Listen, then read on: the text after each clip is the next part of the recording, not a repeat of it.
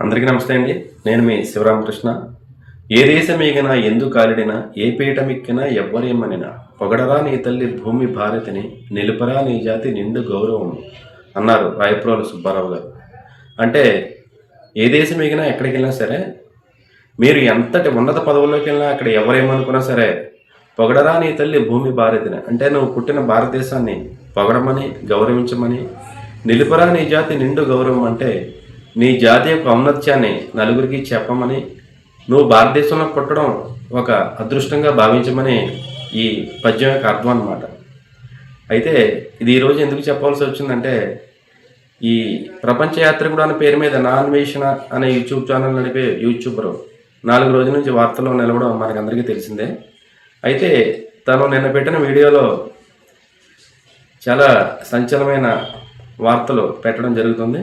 అదేమిటంటే థాయిలాండ్ వెళ్ళి అక్కడ వీడియో షూట్ చేస్తూ అతను చెప్పేది ఏమిటంటే థాయిలాండ్ చాలా గొప్ప దేశం, ఇక్కడికి ఎవరు వచ్చినా సరే భారతదేశం నుంచి ఇక్కడికి ఎవరు ఏ స్త్రీలు వచ్చినా సరే చాలా సేఫ్గా ఇండియా వెళ్తారు. అది ఇండియాలో మాత్రం వేరే ఏ దేశం నుంచి వచ్చినా సరే వాళ్ళు రేపుకు గురిగా పడుతున్నారు. భారతదేశం కంటే థాయిలాండ్ చాలా గొప్ప దేశం అని భారతదేశాన్ని తక్కువ చేసి మాట్లాడుతూ థాయిలాండ్ని ఒక గొప్ప దేశంగా వీడియో పెడుతూ ఉంటే ఇంకా వాడిని ఏ చెప్పుతో కొట్టాలంటారు? వాడు పౌరసత్వం భారతదేశం, వాడి బ్యాంక్ అకౌంట్స్ అన్నీ కూడా ఇండియాలో ఉన్నాయి, వాడి సంపాదన అంతా ఇండియా కరెన్సీలోనే వాడు సంపాదించుకుంటున్నాడు.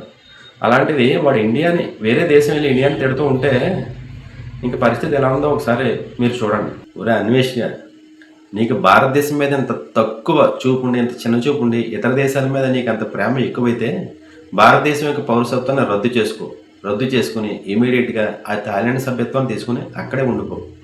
ఎప్పుడైనా భారతదేశం వచ్చావనుకో, ఇక్కడ మా వాళ్ళు రెడీగా ఉన్నారు నీకు బడితపోయి చేయడానికి. నీ బ్యాంక్ అకౌంట్స్ ఇవన్నీ కూడా ఇండియాలోనే ఉన్నాయి కదా, అవన్నీ రద్దు చేసుకుని అక్కడే ఉండిపో. ఇక్కడ నీ ఫ్యామిలీ మెంబర్స్ ఉన్నారు కదా, వాళ్ళందరూ సేఫ్గానే ఉన్నారు కదా, వాళ్ళకు నువ్వు అన్నట్లుగా ఎటువంటి ఇబ్బంది జరగలేదు కదా, నీ చుట్టాలు పట్టాలు అందరూ కూడా ఇక్కడే ఉన్నారు కదా, వాళ్ళకి ఎటువంటి రేపులు జరగలేదు కదా, మరి ఎందుకురా నోటుకు వచ్చినట్టు మాట్లాడతావు? నీకు దగ్గరలోనే ఉందిలే, రా ఇండియా వస్తే అప్పుడు తెలుస్తుంది.